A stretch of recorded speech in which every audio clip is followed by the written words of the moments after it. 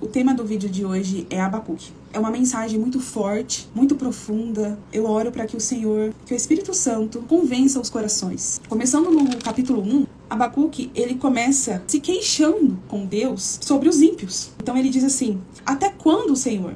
Clamarei por socorro sem que tu ouças. Até quando gritarei a ti violência, sem que tragas salvação? Porque me fazes ver a injustiça e contemplar a maldade. A destruição e a violência estão diante de mim. A luta e conflito por todo lado. Por isso a lei se enfraquece e a justiça nunca prevalece. Os ímpios prejudicam os justos e assim a justiça é pervertida. Ele vai até o Senhor fazer uma queixa, acusar os ímpios, porque ele não aguenta mais injustiça. Aí, a partir do verso 5 ao 11, o Senhor dá uma resposta para ele, né? Então, se ele estava reclamando, achando que estava ruim, a resposta que o Senhor traz para ele é que ainda vai piorar. Porque o Senhor diz assim no verso 6: estou trazendo os babilônios, nação cruel e impetuosa, que marcha por toda a extensão da terra, para apoderar-se de moradias que não lhe pertencem. É uma nação apavorante e temível, que cria a sua própria justiça e promove a sua própria honra. Ele continua, falando sobre essa nação e diz que vai piorar. E aí no verso 12, a partir do verso 12 ao 17, Abacuque se queixa mais uma vez. Ele diz assim: Senhor, tu não és desde a eternidade? Meu Deus, meu santo, tu não morrerás. Senhor, tu designaste essa nação para executar juízo. Ó rocha, determinaste que ela aplicasse castigo. Teus olhos são tão puros que não suportam ver o mal. Não podes tolerar a maldade. Então por que toleras os perversos? Depois da resposta do Senhor dizendo que ia piorar, ele continua se queixando e diz assim: Senhor, tu não suporta ver o mal. Como que o Senhor vai trazer uma nação para aplicar juízo? Os teus olhos são tão puros que não suportam ver o mal. E ele continua até o final do capítulo, dessa forma, se queixando novamente contra os ímpios. Aí no capítulo 2, no verso 1, ele diz assim: ficarei no meu posto de sentinela e tomarei posição sobre a muralha. Aguardarei para ver o que o Senhor me dirá e que resposta terei à minha queixa. Então ele diz: eu vou ficar esperando aqui a resposta do Senhor. Vamos ver o que o Senhor vai me dizer. Então o Senhor me respondeu: escreva claramente a visão em tábuas, para que se leia facilmente, pois a visão aguarda um tempo designado. Ela fala do fim e não falhará. Ainda que demore, espere-a, porque ela certamente virá e não se atrasará. E aí é muito interessante, porque Abacuque, ele não só escutou a resposta do Senhor como se fosse como alguém que escuta uma voz. Não. Vocês vão perceber que ele ouve, ele sente e ele vê. Eu não vou ler toda a resposta do Senhor, mas está no capítulo 2. No verso 7 ele diz assim: não se levantarão, ele está falando sobre os ímpios, não se levantarão de repente os seus credores, não se despertarão os que o fazem tremer, aquilo que o ímpio teme se levantará contra ele. Aí ele diz para os ímpios: agora você, ímpio, se tornará vítima deles. Aí no verso 16, ele fala assim: beba bastante vergonha em vez de glória. Sim, beba você também e exponha-se. A taça da mão direita do Senhor é dada a você. Muita vergonha cobrirá a sua glória.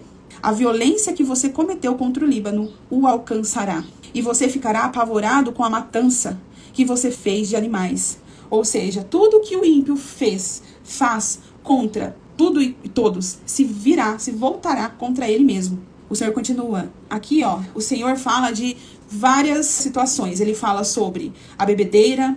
No verso 15, ele fala sobre bebedeira, ele fala sobre roubos, ele fala sobre morte, sobre a maldade contra os animais. E aqui a partir do verso 18, ele fala sobre a idolatria. Ele diz: de que vale uma imagem feita por um escultor? Ou um ídolo de metal que ensina mentiras? Pois aquele que o faz confia em sua própria criação, fazendo ídolos incapazes de falar. Ai daqueles que diz a madeira: desperte. Ou a pedra sem vida: acorde. Poderá o ídolo dar orientação? Está coberto de ouro e prata, mas não respira. Aí ele diz no último versículo, no verso 20: o Senhor, porém, está em seu santo templo. Diante dele fique em silêncio toda a terra. Abacuque se queixa no capítulo 1 contra os ímpios. Ele se queixa no capítulo 2, continua se queixando. E aí o Senhor vem e traz a resposta para Abacuque do fim do ímpio.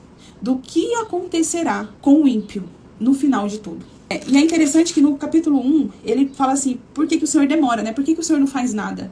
E aqui, quando o Senhor responde, eu entendo que ele não faz nada por misericórdia. O Senhor é tão misericordioso que ele espera o tempo determinado. Ele não vai trazer o juízo para o ímpio antes do tempo, porque cada um tem um tempo aqui na terra. Ele não atropela, né, o tempo de cada um. Ele deixa que cada um cumpra o seu propósito, tome as suas decisões. Então, a misericórdia do Senhor que deixa, né, as coisas acontecerem. Mas aí o Senhor vem e traz para Abacuque a resposta que ele não esperava. Que ele vê, ele sente, ele ouve. Ele tem o seu espírito tão quebrantado e é tanto tremor e temor com essa resposta do Senhor, que olha o que Abacuque diz no capítulo 3. Senhor, ouvi falar da tua fama. Tremo diante dos teus atos, Senhor. Realiza de novo em nossa época as mesmas obras. Faze-as conhecidas em nosso tempo. Em tua ira, lembra da misericórdia. Veja bem, Abacuque começa se queixando dos ímpios. E a experiência que ele tem com o Senhor é tão forte que agora ele clama por misericórdia para os ímpios. Ele diz, Senhor, em tua ira, lembra da misericórdia. Que experiência que Abacuque teve com o Senhor, para que ele agora se compadeça e fala, Senhor, na sua ira, lembra da misericórdia. Aí ele diz assim, Deus veio de Temã, o santo veio do monte Parã, sua glória cobriu os céus. Veja que ele vê a experiência que ele teve, ele diz, sua glória cobriu os céus e seu louvor encheu a terra. Seu esplendor era como a luz do sol, raios lampejavam de sua mão, onde se escondia o seu poder.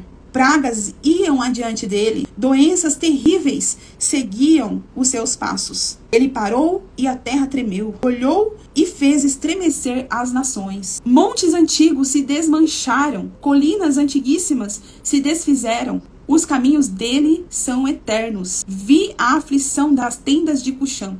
Tremiam as cortinas das tendas de Midian. Era com os rios que estavas irado, Senhor. Então a ira do Senhor que ele vê é tão grande que ele fala, Senhor, era com os rios que estava irado?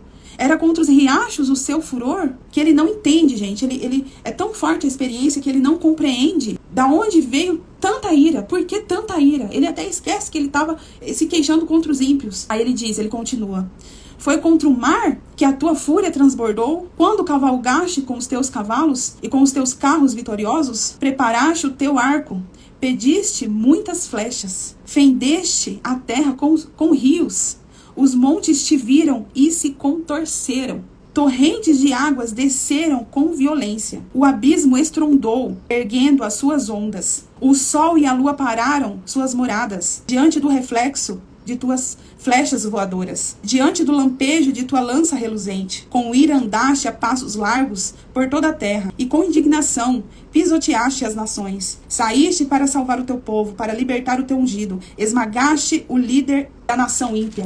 Tu o desnudaste da cabeça aos pés. Com as suas próprias flechas lhe atravessaste a cabeça. Quando os guerreiros saíram, como um furacão para os espalhar, com maldoso prazer, como se estivesse prestes a devorar o necessitado em seu esconderijo. Pisaste o mar com os teus cavalos, atingindo as grandes águas. Abacuque continua no verso 16. Olha que forte que ele diz. Ouvi isso, e meu íntimo estremeceu. Meus lábios tremeram, os meus ossos desfaleceram, minhas pernas vacilaram. Tranquilo, esperarei o dia da desgraça. Aquele que no começo estava questionando o Senhor, falando, Senhor, até quando? Ele diz, tranquilo, esperarei o dia da desgraça. Porque ele viu, ele sentiu a fúria de Deus contra os ímpios a ponto de interceder por eles. Tranquila, esperarei o dia da desgraça que virá sobre o povo que nos ataca. Mesmo não florescendo a figueira e não havendo uvas nas videiras, mesmo falhando a safra de azeitonas e não havendo produção de alimento nas lavouras, nem ovelhas no curral, nem bois nos estábulos, ainda assim eu exultarei no Senhor e me alegrarei no Deus da minha salvação. O Senhor, o soberano, é a minha força. Ele faz os meus pés como os da corça, faz-me andar em lugares altos. Ele exulta no Senhor e se alegra com a sua salvação, por pertencer ao Senhor. E se lamenta e até intercede por aqueles que antes ele estava acusando, pedindo para o Senhor fazer alguma coisa. Essa palavra me lembra que Jesus nos ensinou a amar quem nos odeia e a orar por quem nos persegue. Porque a ira do Senhor vai ser tão grande contra essas pessoas.